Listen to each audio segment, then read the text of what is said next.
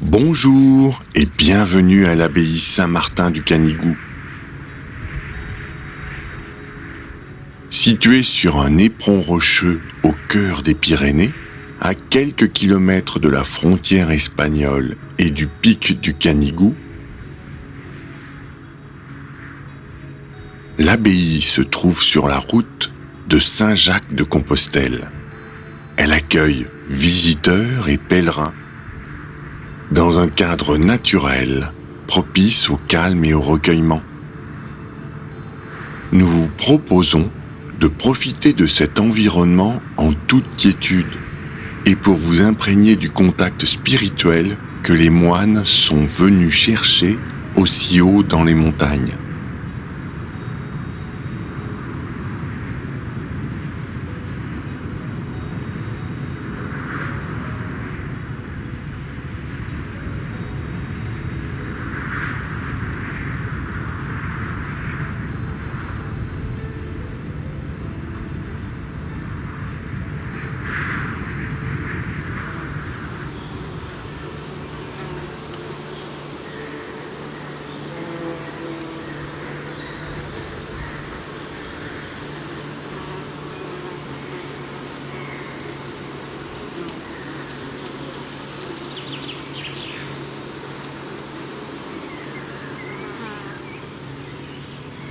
Dans un instant, un membre de la communauté vous présentera l'histoire de l'abbaye en quelques mots.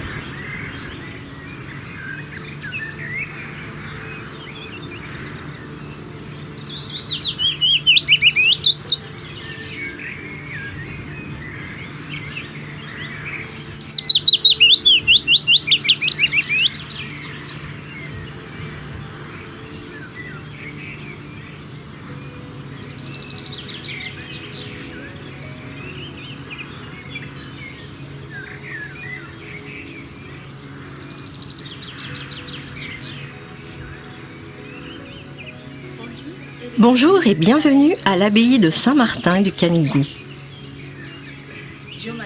Je m'appelle Sista, je suis péruvienne. L'abbaye Saint-Martin du Canigou a été fondée au XIe siècle. En 1988, l'évêque de Perpignan a confié l'abbaye à une communauté catholique de béatitude. Une communauté nouvelle qui est née après le Concile Vatican II. Ce Concile Vatican II nous rappelle que tous les membres de l'Église sont appelés à la sainteté. La communauté de béatitude a été fondée en 1973 et est formée par 3 branches.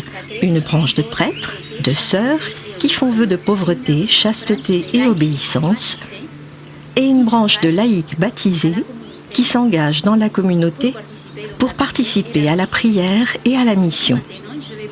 Maintenant, je vais vous parler de l'abbaye. L'abbaye a été fondée au XIe siècle par le comte Guifret II, comte de Cerdagne et de Conflans. Le 11 juillet 1009, le comte écrit sur un parchemin le projet de construction. Sur ce parchemin, il y a la signature de Gisela, son épouse, et de son petit frère, l'abbé Oliba. Le comte voulait honorer notre Seigneur Jésus-Christ en fondant un monastère bénédictin sous la règle de Saint Benoît, ora et labora, prie et travail. Le comte veut que le saint patron de l'abbaye soit Saint Martin de Tours. Et maintenant, je vais vous parler un petit peu de ce saint. Martin est né au IVe siècle en Hongrie dans une famille païenne. Très jeune, il découvre le Christ. Il devient soldat romain. Un soir, sur les remparts à Amiens, il croise un pauvre mendiant grelottant. Et pris de pitié, il coupe son manteau en 2 pour le revêtir.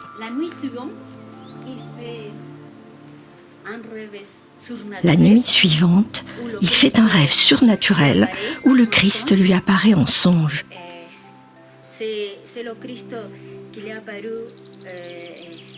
C'est le Christ qui lui apparaît avec la moitié de son manteau sur ses épaules. Cette scène nous rappelle la parole de Jésus-Christ dans Matthieu 25, 40, qui dit « Ce que vous avez fait au plus petit d'entre les miens, c'est à moi que vous l'avez fait. » Martin décida de se consacrer à Dieu.